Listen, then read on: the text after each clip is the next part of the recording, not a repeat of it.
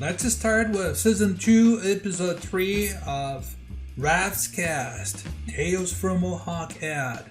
This is the podcast for the advertising students at Mohawk College in Hamilton, Ontario, Canada. This week we have former Mohawk student in the advertising program, of course, Brianne Collins. Brianne is a copywriter at Anomaly, Toronto, and he will tell you some of the secrets of her craft and how to get a job as a junior copywriter. Without any more delays, as always, here we go. Brianne Collins.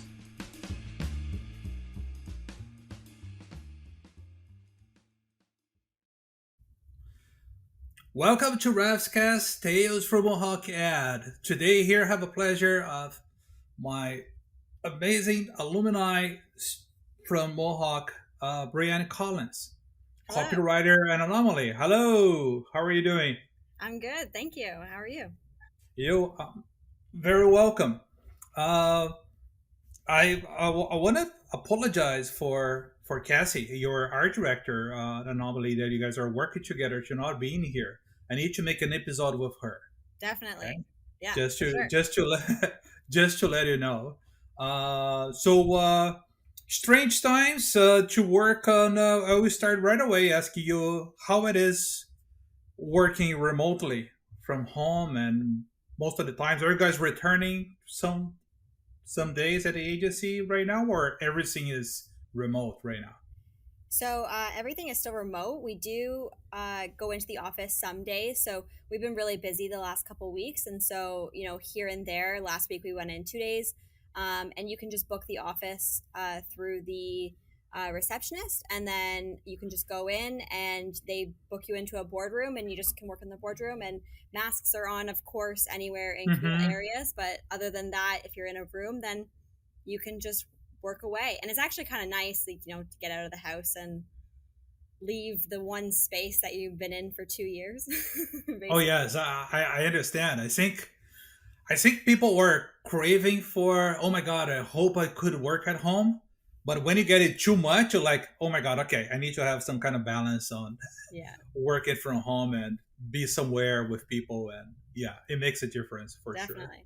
I mean, I definitely love it. And I think that it's a skill that's so great to have because now I feel like I can work anywhere. It doesn't matter where I am. I can tune in and get it done. And I'm really grateful for that. Whereas last, like when we were working in office, it was a bit difficult, if it was too loud or having to go to a coffee shop, it was a bit hard to focus. But now I feel like I could literally work anywhere. I see. So good skills Oh to yes, oh definitely, most definitely good skills. Let's start this because our the majority of audience are students and current students, and I want to ask you, what was that day when you decide, like, oh my God, I think I will go to college for advertising. How was that? mine actually was because I was in yearbook. So in grade 11 and 12, I was a senior editor for the yearbook. We basically did all the same stuff that we do at work. We did layouts, figuring out every single page, like writing the story that gets told throughout with the theme. And even buying and selling ad space in the yearbook to help pay for the yearbook itself. So I feel like I got a really good insight into that kind of world. And then that teacher actually said, you should consider advertising if you're interested in this. And so I Mm-hmm. looked into it, had no idea what it was or what it would entail, but I knew that I really enjoyed yearbook. So yeah, it was between that and TV production. So both in Wow. like a creative world. And lucky enough, I feel like I get kind of a little bit of both working in advertising. So once you enter Mohawk, how was that first experience? Like, after how many semesters you realize that's what I want to be, or this is what I want to do, kind of situation you had, or it that happened just after you graduated? How was that saying? I feel super lucky at like Mohawk was the only school I ever did. I took a year off between high school and college, and then Going into it, I feel like all the classes, it just made sense. I was really liking being creative. And those first couple classes where I distinctly remember having to do like 80 thumbnails for Bounty paper towel. and, and I feel like those like just like pushing the limits of what your brain can come up with. I was just like, this is so cool. Like the fact that I could do this and get paid for it is pretty neat. So I feel pretty lucky that every single class I was like more into it and enjoying it, and all the people were great. And then getting out of school and kind of going and working in an agency, it was like, where am I? What am I doing? I have no idea what this is, but enjoying every second of it.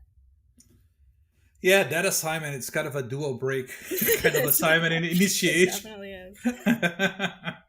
All right. So from that moment, I will transport you to when you get opportunity of Juniper Park. How was that saying when you started? So you graduated in 2016. So how was that passage to the workforce to actually work in an agency? How was that whole thing?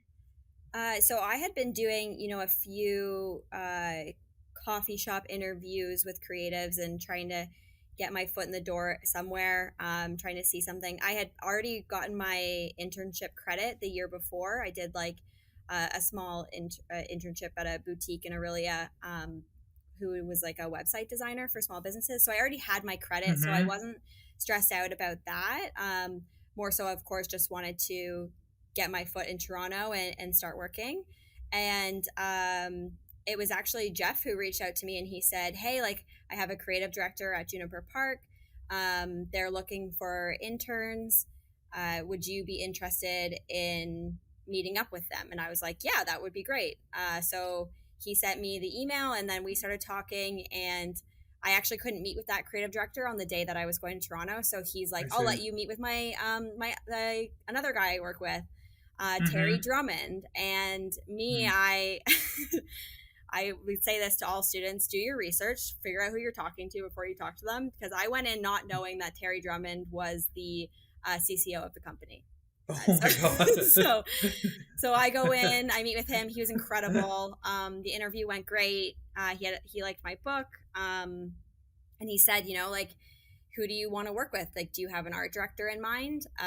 And I had said Cass's name, and he was Mm-hmm. like, great, I want to meet with her. And so we went in the next few days, or maybe the next week, and he kind of offered us a job on the spot. He looked at her book, and then he was like, so you guys want to work here? And we were like, yeah, we would love to work here.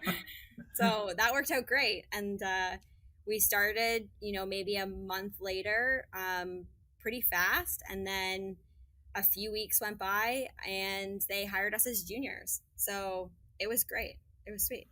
How was that chill that you when you left that interview with Cassie and you with that news that they want to work? How was that sensation? We You Yeah, like we were in the elevator, and we were just looking at each other like, did that really just happen? Like, are we gonna do it? Like, is this the thing? Because they were saying, like, we'll get back to you, we'll send you the offers, and there's more conversations that need to happen in the background. But Mhm. it felt like a sure thing. We didn't want to get too excited just in case if it fell through, but we were stoked. We were like, didn't really feel real, to be honest. So once you're there, Brian, what was the first thing, first job on the table for you guys to do? Do you remember that? I do actually. It was we did some small things, like they had Pfizer as a client, and so we had to do some stock image searching for their website. So like that was a very small job. But then the bigger job that ended up being a lot more hours was on a freezer brand, like a freezy brand for kids. And Mm-hmm. they had this mascot, and they basically wanted us to come up with the full branding and like feeling for the whole thing. Oh, And sounds like fun. yeah, it was a lot That of is really fun. fun. So it was us and I think one other team, and then the creative directors were also working on it. Mm-hmm. And it was a lot of fun. It was really cool, and it was like fun to work on a kid brand. I feel like it's like a very chill thing to write for and to think for. So even right now, we're working on some kid brands, and I love working on that kind of stuff. Just super light, and so Mm-hmm. yeah, I think that would have been the first big one, and then after that, it was a lot of CIBC and the Penguin. And the penguin? And the Okay. Penguins, yep, the Penguin family. How was participating in such a big campaign like that? It was fun. Honestly, like we didn't know anything. Like you know the certain things that you've learned with the programs, and you know how to write headlines. You know how to think of ideas, but when it comes to like actually putting it all in motion and working actually like in class, it was pretty wild. So yeah, I think like you're just kind of confused until you get it. I would say, The stop in motion thing with yeah, the yeah, penguins? Yeah. That's a lot of work. That's hours and hours to make a few seconds, isn't it? yeah, definitely. Hmm. All right. So after Juniper Park, how did it get to move to taxi? Yeah, so I think like after 2 years at JP, there was a lot of change going on. So we had actually reached out to Taxi at the same time that they reached out to us. So we had heard that they were looking, and so we reached out to them, and then looked back at the timestamps, and they were like 4 minutes in between each other of when we Hmm. messaged each other. So it was really funny. It was like meant to be. And so we started chats with them, and it was great. The ECDs there were fantastic. I feel like when you do interviews, you kind of know, you get like a really good vibe if it's for you or not. And it's always good to make sure it's a good fit. And with them, it just felt like a great fit. It's kind of a instant empathy with the person you're talking to Definitely. somehow. Yeah. Yeah. You kind of just like know if it's going to work or not. All right, I will get into. I'll return to this question when you were asking about tips and hints to the students who are Yeah. actually graduating. But so, how was the change of culture, the agency culture between Jennifer Park and Taxi, in your opinion? So at Juniper Park, we were really lucky. There was a lot of people that we became really close with. We became really good friends with them, and we're still friends with them today. And Hmm. so there was a really good social culture there. Everyone was really great friends. We would always go out after work. And when we got to Taxi, it was in the middle of a not a merger, but a big switch. I And see. so we noticed right away that a lot of the teams that were still working there wasn't that same social feel. And so I feel like as soon as we started, we were like, all right, let's all become friends. And so we started, trying to get people to come together for lunches, and just tried to get everyone Good to move. come. Yeah. And just like try to Hmm. make it like more fun. And Cass and I always have fun together.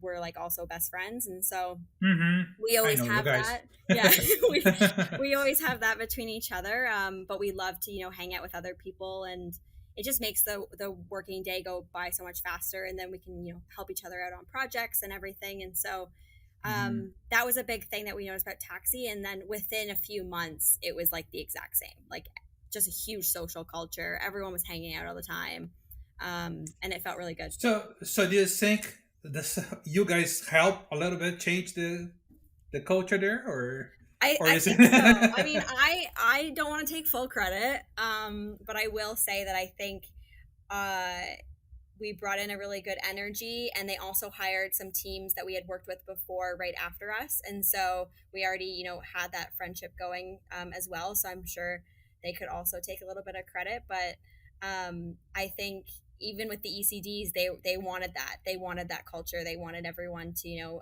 be one big team, and everyone having a lot of fun together. And so I think that they helped foster that too with who they hired.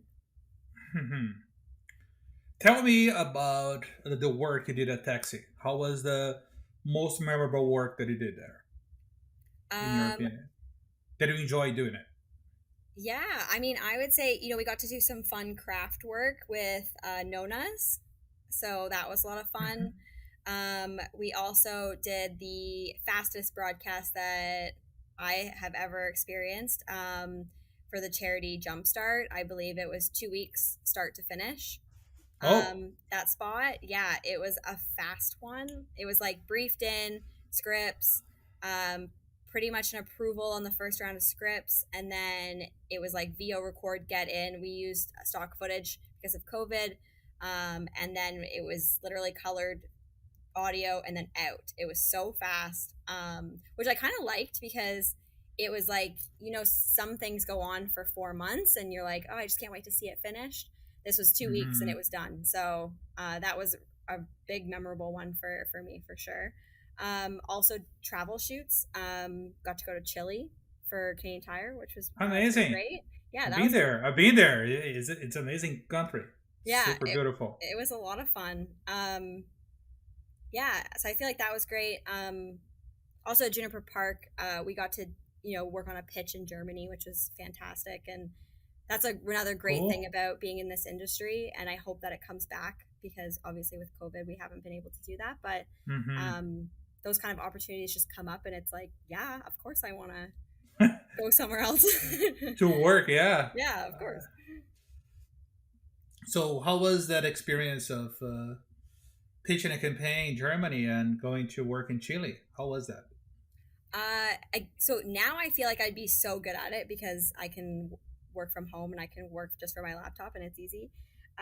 Then I would say that it was challenging, especially in Germany. We were so junior that we were kind of just shocked that we got asked to go. The whole time we're like, are you sure? And then we're like, okay, we're doing this.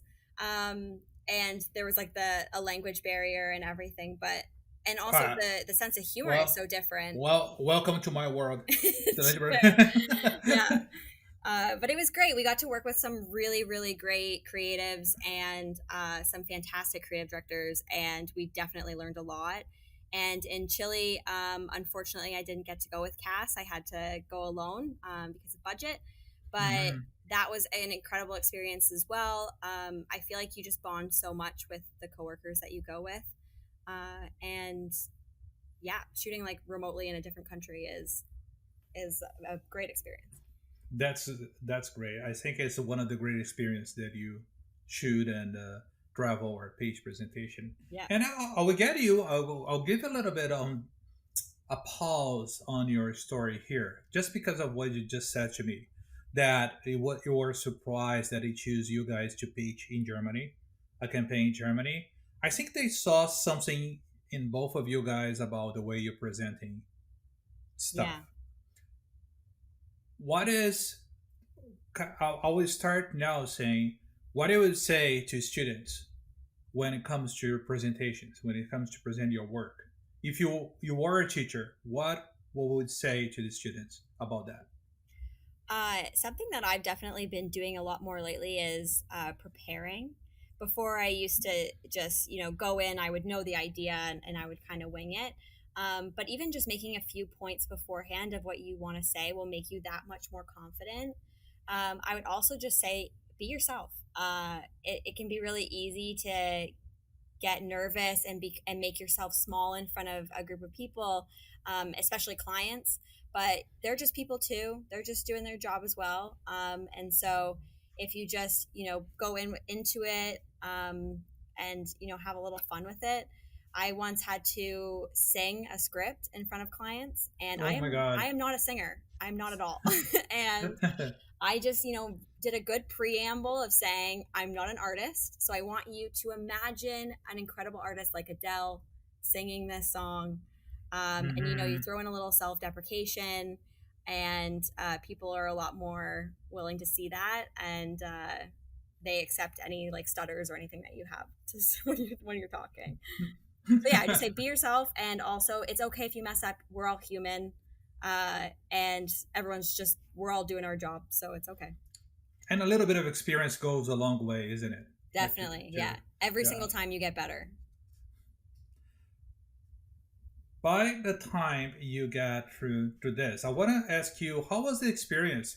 I see here that you did some work. You guys did some work for GoDaddy with the Toronto Raptors. So how was the experience? Yeah, that was a great project. We got to come in on the Itty Bitty Ballers at the second half of the campaign, which was incredible because the first was iconic. And so that was a huge opportunity. And working with celebrities was very interesting because it's not like working with actors or actresses. They kind of understand how to get into character and how to perform and takes and everything like that. But working with celebrities is a lot different. They have shorter times that they can work with you, and they don't have as much experience being in front of camera, especially athletes. And so working with that and working with that to your advantage was definitely something that we learned on those campaigns. Can you tell me another campaign that you did for Taxi that you remember that it was because it's almost 4 years at Taxi? Yeah, so we did some more Canadian Tire spots. We did one for the Fun Store, so that's all of their kids' products and games and toys and all that stuff. So we did a lot of fun work with that. And then we also, right before we left, we were working on the Party City campaign. And so Party City, Canadian Tire bought them. And so they wanted to let people know that it was now in their stores. So that project was kind of like started with us and then handed off to another team at the end. And then for the last year that we worked at Taxi, we were working on the Zoomies Awards, which was our dream project. It was an award show for pets to advertise the pet products and dog food and cat food and apparel, all at Canadian Tire. And they received over 5,000 submissions, I want to say, across Canada. Oh my God. So yeah, it did really well. I cried while I watched the show because I was like, we worked on this for like a full year. And it turned out so great. And yeah, I was just so happy about it. And so that will be coming on to our portfolio at some point. Is that, and yes, because I would love to see that. I would love to see that saying, oh my God. So it's usually a big project takes a year to do it, like the whole executions and campaign. What is usually the extensions of the work back schedule for you guys? Yeah, I would say everything ranges for sure. We've been working on some stuff for the holiday for the last 4 months. So we got briefed in August. And so hopefully that will be going out at the end of November, beginning of December. So that's, around 5 months. And then there are also some projects that can take a half a year, a full year. It really depends. I think the Zoomies took a little bit longer because of COVID. We were supposed to launch 2 weeks after the lockdown happened. And so when the lockdown happened, it got pushed. And then it almost got canceled. And then we pushed to get that done. And we also had to adapt it. It used to be something different. And then we had to adapt it to an online award show, which was so great that we got to do it. So I'd say all projects are definitely arranged. Some things are out in 3 weeks. Some things, take a year. You just told me that it almost got canceled, and then you fight for the idea. How important it is to push to make things happen in an agency? Very important. Very important. Especially things that some other people might not believe in, or maybe it's just an easier thing to drop. This did start as an extra idea. It was a proactive thinking idea. So it wasn't something that was briefed in. And so I think with those things, if you really believe in it and you're really excited about it and you want to get it done, you want it to see the light of day, you have to fight for it. You have to speak up and tell people that you want it to happen and keep following up on it for sure. Because if you don't fight, you not even reach the client. So you need to prepare and pitch. Okay. Yeah. Sometimes it might not reach the client. Sometimes the client might not see the potential in it. So you have to just push the deck and the sell a little bit further. Ask them to give you another chance to show them again, and then take their feedback into consideration and obviously adapt the idea to something that they're more so looking for. But anything you can do to get something done that you're passionate about, I think is worth doing for sure. How we get through now with almost a lifetime. You got to Juniper Park in taxi, and then we went through the last 4 months that you were at Anomaly. How was that change? It was okay. I will say starting online at a new job is very difficult. It was interesting because with taxi, we had worked in office and then we had gone online, so we already Mm-hmm. knew who everyone was. So seeing them on webcam and in meetings and stuff like that, it was like, yeah, I know who you are, I know who I'm working with. You understand the clients, you understand, kind of how each one works and is structured, and I you can have imagine that. you have the back history of everything that they've liked in the past and haven't liked, so it's kind of like easier to come up with ideas. And so Mm-hmm. starting online in a new place, you don't have any of that. You don't know who anyone is, you don't know who the clients are. And so I feel like now we're finally starting to get the hang of what is liked and what isn't liked, and the tone and everything like that with the clients. And then also we've had a few meetups with some coworkers, so we did a Halloween party, and so meeting people in person is really helpful, and it like helps you kind of see like the full agency in a picture. So it's Mm-hmm. been it's been nice. Hard to start online, but it gets so much easier once you start like talking to more people. So you're already changing the culture again. Well, I mean, we'll see when we get back in office. I mean, Yes. they have a great culture there. We've already seen that everyone is so passionate for great work, and it's so Mm-hmm. inspiring. I feel like everyone we talk to, they just want to do good stuff, and they want to change the industry, and we think that that's really great. I think it's good sometimes from years and years to change at the pace and meet a new agency culture. So it makes you a more all around see other styles of different people work, how they work, and I think it's good for you. So I think it's sometimes making a move is not a bad thing. Yeah, I think so too. I think we kind of see ourselves as just like sponges, right? And so every time Mm-hmm. that we work with a new creative director, work with a new team, even on a project, we're learning how they work, and we're picking up things that we really like that they have or that they're doing, and adapting that into our work style. And it's just making us better and better every time. And so it's great to work under a bunch of different people. That's what works for us. We know some people that have been at an agency for 17 years, and that's great Mm-hmm. too because new people are always coming in. But for us, yeah, definitely, it's great to work with a bunch of different leaders. Oh, I got you. So for me, I would good luck for you and Cass. I'll be doing another episode with Cassie, and how it is to get through different places with the same partnership.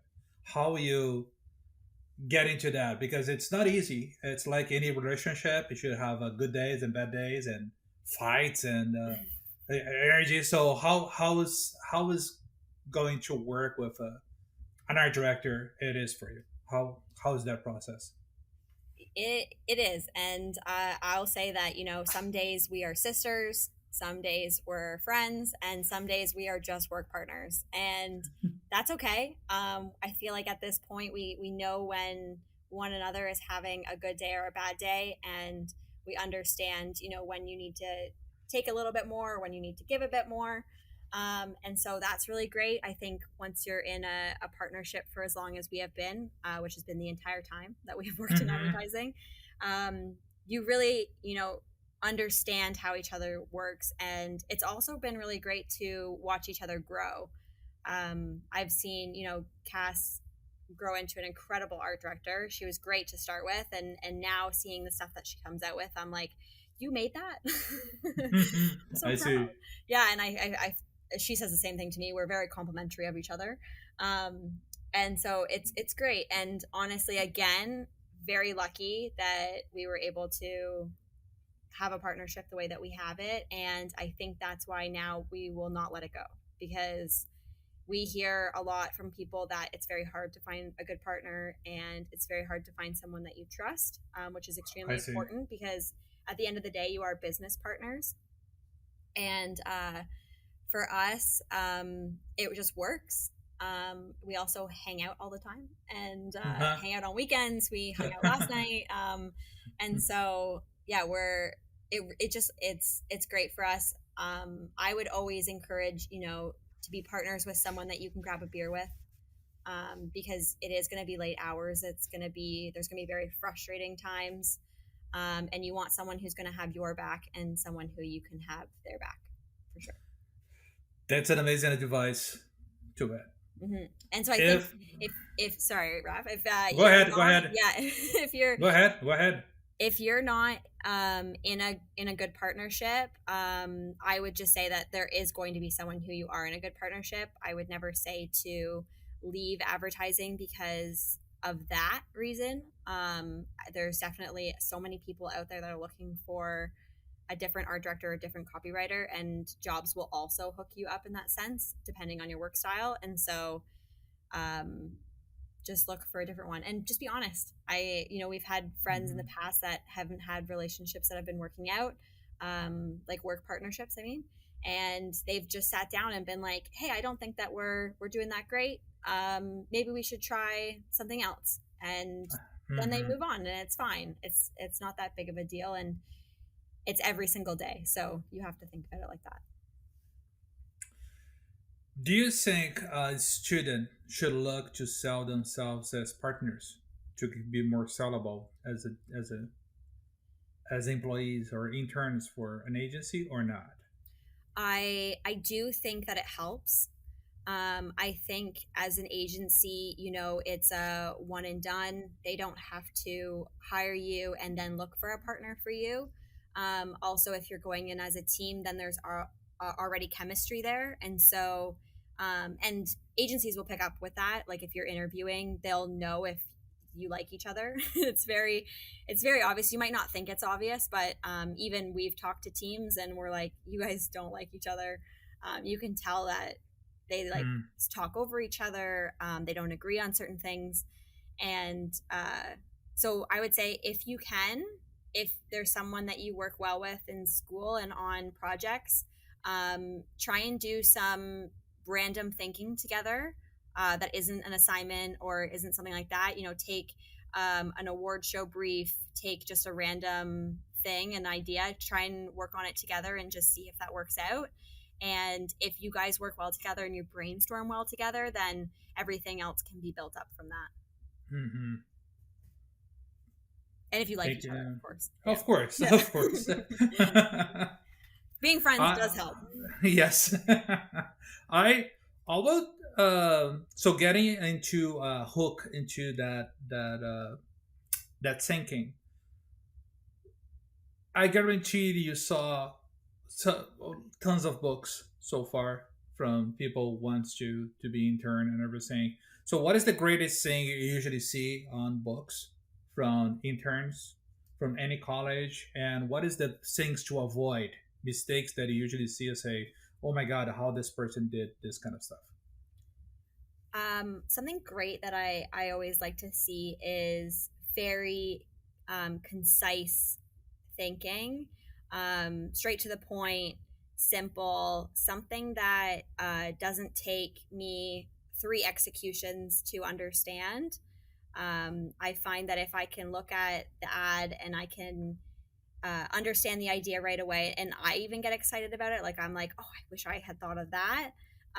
That's fantastic. Sometimes I find that you have to keep reading to kind of understand, or there's like, we're doing a partnership with this person, but then we're also doing a partnership with this person and a partnership over here. And and then you're kind of like, oh, okay, well, what's the brand again that is in charge of this? And so I would say something that the first thing that shows in that campaign or on that book piece tells the idea super simple. That's a key winner for me. I've seen some books that have a lot of long copy ads, and long copy ads are fantastic. I think that shows a skill that is incredible. It's storytelling, it's craft, but I think you only need one. I wouldn't have any more than that, especially in a social world. Everything is character count and short and small. Mm-hmm. And so I would say have one of those. Um,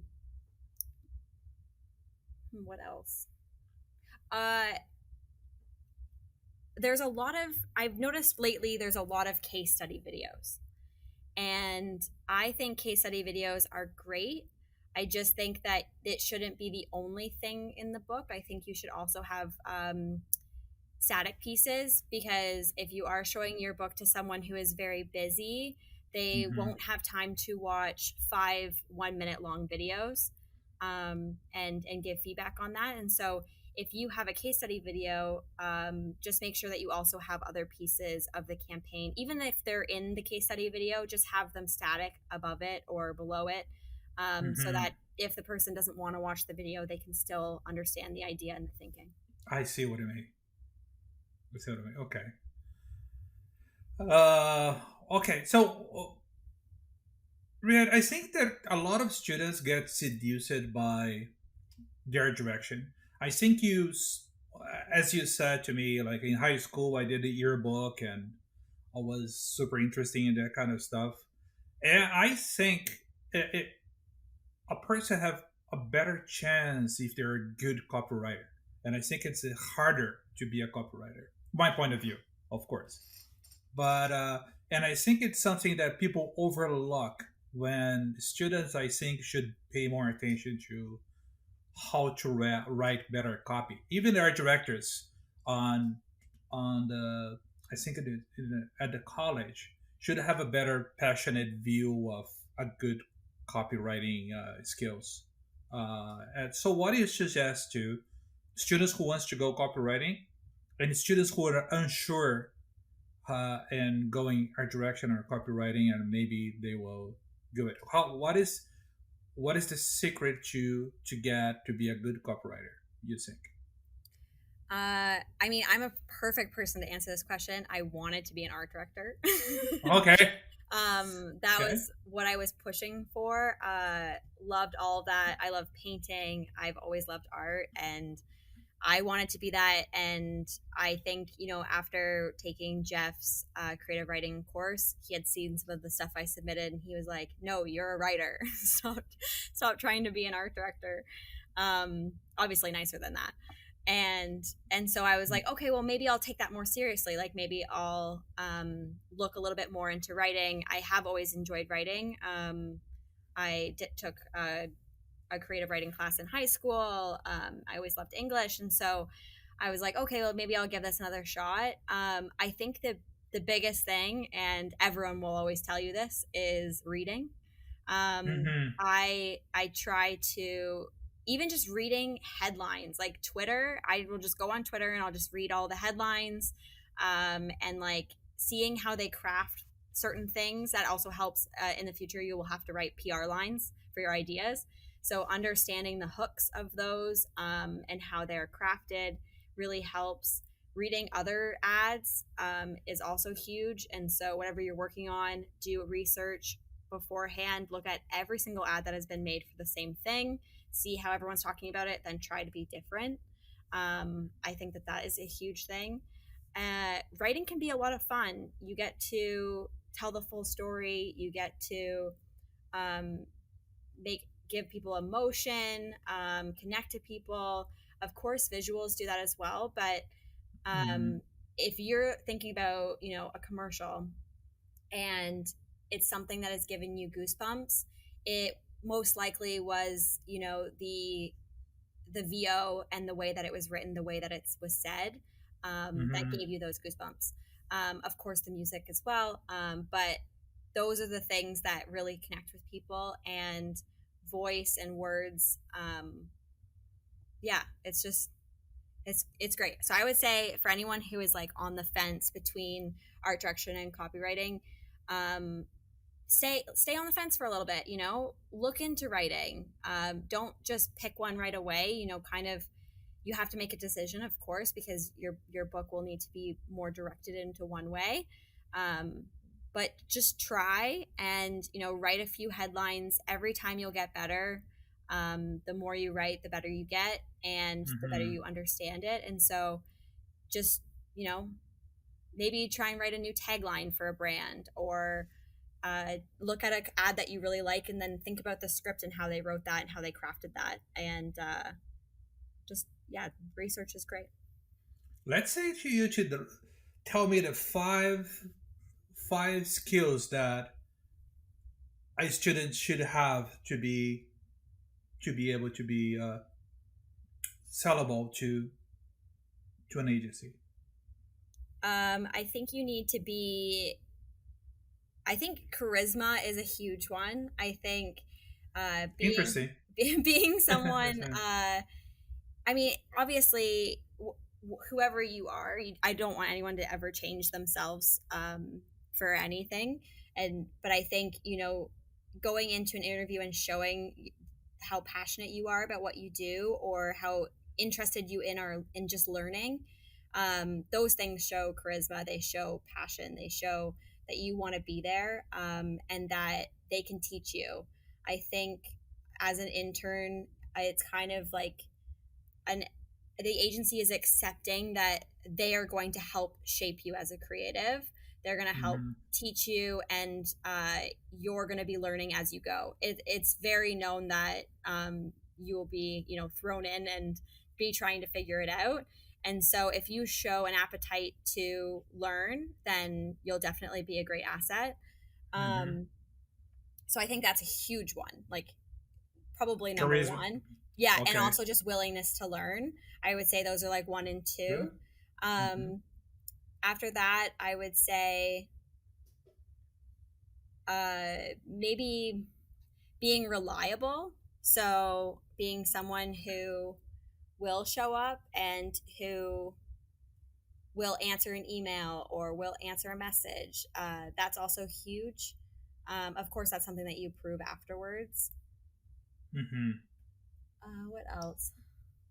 Well, that keeps you in the job. Yes. Keeps you in the job. Yes. Yeah. If you're how about the craft part? Craft, yeah, I definitely think craft is great. That's definitely something that would make you stand out. At the same time, if you're showing that you want to try and that you have like the bones in your work, then you will always learn craft. You will always become better. And so I think as long as they can see that you want to be better and that you are trying, then you're golden. Like that's all it is just, every day you learn something new, and then you apply it the next day, and then you just get better and better and better. So it's never stop, isn't it? It never stops. It never stops. And everything's always changing, so you always have something new to learn. Do you think there's a new direction on where advertising going now, that kind of a skill that students should learn? So something that I'm kind of noticing happening is with Gen Z, which I'm sure is a lot of the students at this point.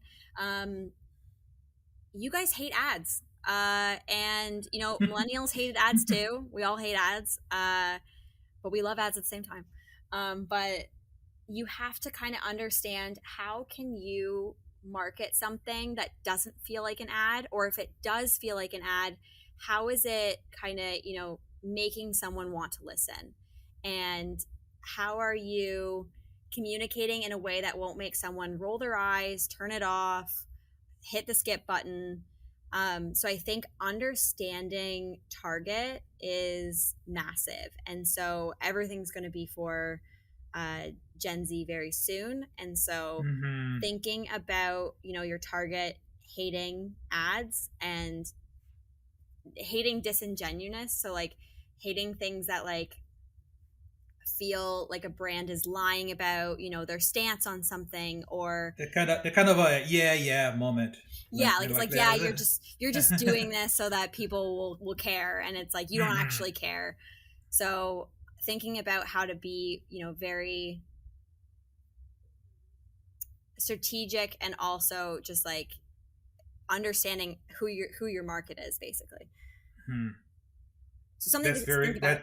that's very good advice. I can't remember which professor it was at Mohawk, but it might have been, I don't even want to mess it up, just in case I mess up who it was.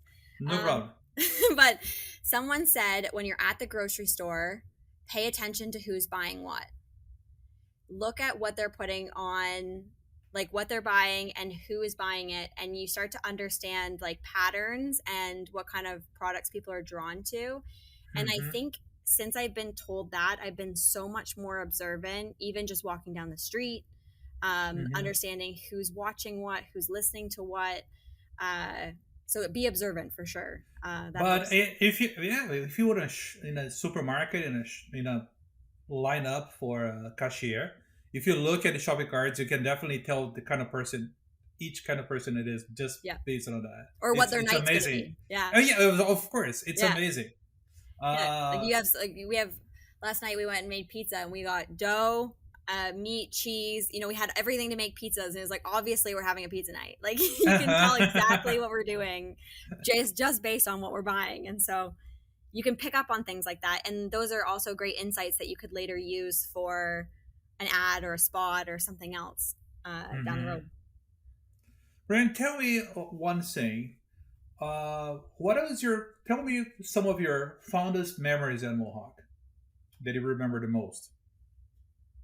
So I think one of the best, I mean, obviously, late nights in the computer labs were Mm-hmm. great, stressful at the time, but looking back it was so much fun just to be hanging out with everyone and all of us getting the work done together. um, but one that really stands out was in the agency, third year. We had our first client presentation with Start the Cycle. It was Mm-hmm. a bike share program for college campuses, and they were so thrilled with our work that it felt so rewarding. Everything that we had worked hard on paid off, and I just remember coming out of that meeting like that was a win. Like it felt good, and I feel like now, and I think that this goes for all creatives and everyone in advertising, you chase those wins. You just like Mm-hmm. you want that feeling again, that high of we did it and we achieved it and they're happy. And so that was like a huge part for sure. That's amazing to hear that. That's amazing to hear that because I just have another group doing that yesterday. So just another group presented yesterday Presenting, to a yeah. client. Yeah, yeah, and they're on Slack. They're kind of very emotional about it. Hmm. Uh, what I what I would say now is as time progresses, do you think the industry will be changed in a way that students will be more overwhelming working in an agency, or do you think would be easier The because interest of the whole remote thing, because of the whole thing that's happening right now? Yeah, Yeah, so I think the the changes. the really interesting thing that's happening right now with the industry is the it's in a big change. And so something that we think that is going to be across all agencies will be a mix of both.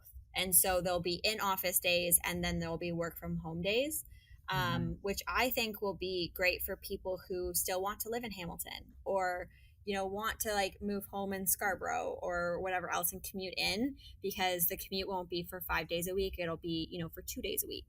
Mm-hmm. And then if you wanted to, you can go all 5 days of the week, and that would be completely fine. And I would suggest, if that is the option, to do that for a little bit, just to meet as many people as you can. But I think, as they're coming into this, as it's changing, that's a great time to come, because for everyone who has been, for the people who have been working for 10 to 20 years, this is a massive change for them. For Oh us, yes. we've been working for 5 years and now we're having this change and we're adapting. But for those who are coming in fresh, you won't know anything different. And so it's a great time to come in. And also, working from home is great. There's a lot of perks to it. I would say have a working space that's not in your living room, so that when you are done work, you can go into your living room and have Mm-hmm. have a separate, if you can, have a separate Mm-hmm. space. But I think it'll be great. And also right now, it's definitely I'm not sure what they're calling it, but it's an employees market, not an agencies market. So keep reaching out. People are hiring. There's a quite a big turnover right now, and so people are looking for creatives and they're looking for account people, and so now is a great time to get your foot in the door and to start making those connections. Yeah, great stuff. Oh, amazing. Thank you so much, Brianne. I think there's a lot of stuff that is said there that I will be thinking about definitely for next year. We're gonna reach a program review at the college next year, and I think we're gonna change a lot of stuff. All those conversations that I have in the podcasts are shaping my mind in a way what the program should be in the future. And thank you so much for your input. Totally, yeah. Last question. How the students can reach you for book review or just to chat, this kind of stuff, and how they can reach you? 100% definitely reach out. You can reach out on LinkedIn. It's just my name, Brianne Collins. But honestly, I don't check LinkedIn that often. I know that's very bad, but it's it's not one of the ones I check often. So you can Mhm. also email me, first name, last name, number one at gmail.com. You can also find my email on our website, which is casbri.com. So definitely reach out, Perfect. send me your stuff. Another hint or tip I would say for sending out your book to people is keep the first email short and sweet. And don't be too formal. It's okay. Okay. It's okay to say, "Hey, how are you? I love your work." Whatever you have to say, but don't you don't have to be formal. You don't have to say, "Hi, my name is this, whatever." So, Mhm. um, show a little bit of your personality and keep it short and sweet. To finish, I wanted to talk about the work you did for the Amazon packaging thing that you have it. How's that work? Yeah, that was a project that was fast and furious as well. It was actually for a client originally, and then the client didn't want to go against Amazon, respectfully so. And Mm, so we decided, what if we did this for small businesses? And so the idea, just briefly, elevator pitch, is small business. We made business cards for small businesses out of used Amazon boxes. Of course, over the pandemic, there was boxes lining the streets of all these Amazon, and then you would walk down the street and you would see boxed up windows of small businesses that had to close because no one was buying from them. And so we wanted to put those two things together and just find a way that we can get some buzz about small businesses and also a very sustainable way for them to advertise. that's amazing. I think you can see that work at casbury.com, her website. So we're here with Anomaly copywriter and former Mohawk student, Brianne Collins. Thank you so much, Brianne. And you see you guys into next episode. Yeah. Thank you. Thank you for having me.